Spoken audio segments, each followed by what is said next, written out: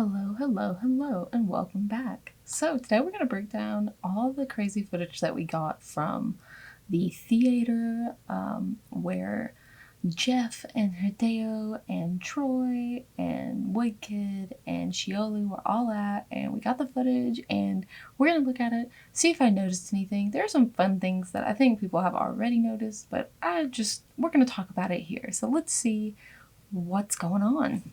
Always loved porters. Through freezing rain and biting wind, across rivers, mountains, and endless deserts, they come to deliver something priceless, a glimpse of a life I've never known.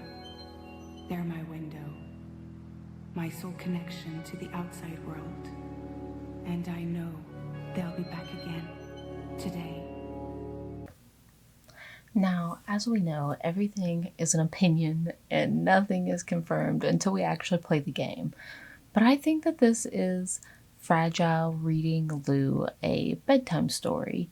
We know that the game sort of opens up with Fragile and Lou and Sam, even though there is a little bit of a tutorial where we actually get to walk through, and we see that in the gameplay footage that they actually show us. However, the first game opened up with Sam and his monologue about there being an explosion. Now, this is opening up with Fragile, who is talking about porters and very much a normal experience for the everyday person in this world. And it also, I think, gives us a idea of how important Fragile is going to be in this game. I actually think she's going to be one of the main storylines. I don't feel like she was the heaviest plot point in Death Stranding 1, but I think in Death Stranding 2, she will be the center of a few things. Obviously, we can hear Leia Sadu in the background. That's who's speaking, obviously, and it's just gorgeous. The images are gorgeous. The photographs look real. I mean, this is an incredible engine. And so I just wanted to kind of showcase those images here. I'm just in love with them. My goodness, we cannot catch a break. I wake up this morning and I see we have another trailer out, so I don't even know. Let's just see what we can break down. I wanted to break down the intro because of how gorgeous it is, and also the character names. Really, I like how they seem to appear next to things that are reminiscent of the character. I also really love this shot because one of the shots that we see in the original intro was of the upside down rainbow. Whereas that is more, I can't tell if it's the moon. I think it's supposed to be like a crescent, which is great. This part is wonderful. You can see the tar seeping up through the ground. We have Norman Reedus' character near a climbing anchor. We have Leia with her crypto bites. This was cute. These little like jellyfish things. I'm going to take pictures of them. I thought this was neat because Mama obviously was the baby. She had the baby in the last game, and then now she only has a baby issue in this game. So it's kind of nice that she has hers there as well. Now in the next scene, I thought this was really interesting. So this is where Luca's scene is. This reminds me of the Weatherman talisman that you get from the weather station. And basically it's just a charm that's supposed to be able to keep away timefall and weather. I don't think it's actually a 1-for-1, just because it seems like the thing that Luca has, what is that, a scarf? It looks like it's tied on rather than like creating the little ghost silhouette that we have for the weather talisman, but I did think it was worth mentioning. And at first I thought those were like hornet nests, but those are skulls. When you zoom in, obviously you can tell they're skulls. Very fitting for him. And there are 4, I'm assuming to represent the 4 soldiers that he runs around with. Troy Baker's opening scene has 3 chiral cult members' spears, and something that I realized about Troy's character is that Higgs and 3 seem to go together. He says that he has 3 masks, that he has,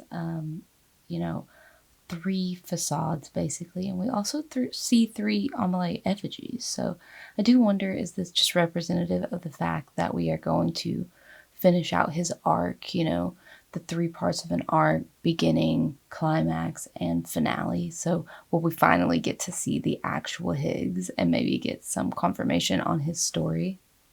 We get George Miller's scene, and of course it's in kind of a deserty area, and we have just sort of a old vehicle there, which just reminded me of Mad Max and all the dusty kind of old vehicles that we will see the characters in. Dollman's opening scene, of course, has a skull, which is great because he doesn't have a body anymore. But Nicholas's doesn't seem to have anything special. There are some black lines in the background. We also have Dead Man. I was going to call him Frankenstein for a second. And the only thing that he seems to have is a bridge. Now, Die Hard Man does have the chiral spiders behind him, but they did remind us to understand that some of these characters allegedly are only coming back in the reminder areas, like the what happened in Death Stranding 1 credits. So it's possible that they're not really coming back, but we heard in a trailer that was released today Die Hardman's voice, but then again, we've also heard that Charlie can mimic any voice, so who knows. I did love that Margaret Qualley's name is over the void out that has happened, which is great. And there's actually 2 void outs, so symmetrical, maybe to represent the fact that she is a twin, or to represent her unborn child and her, who of course we lost last game. Now this clip is gorgeous, and I think it is implying a couple things. First, I think it means that Lucy may be able to reconnect with us, or at least light the path for us, being able to kind of show us a path forward if you look at how they're lighting up. And that would be great because the thing about the trailer is Sam is told that he is in the dark. Sam the man, always in the dark. So I wonder, will Lucy still be able to help Sam see the light like she did originally before Death Stranding 1? Lindsay Wagner gets a title card. I'm really hoping we see her in more than just the background. Marty Road, of course, he does a lot of the heavy lifting for the mocap.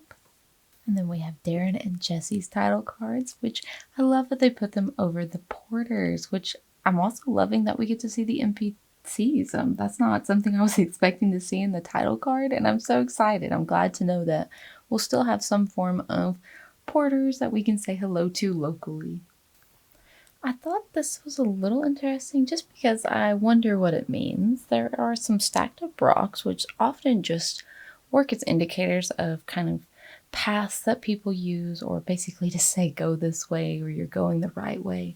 You see them a lot when you're hiking, but typically anymore it's not rock formations, it's spray paint if you're on a hiking trail, or like surveying flags.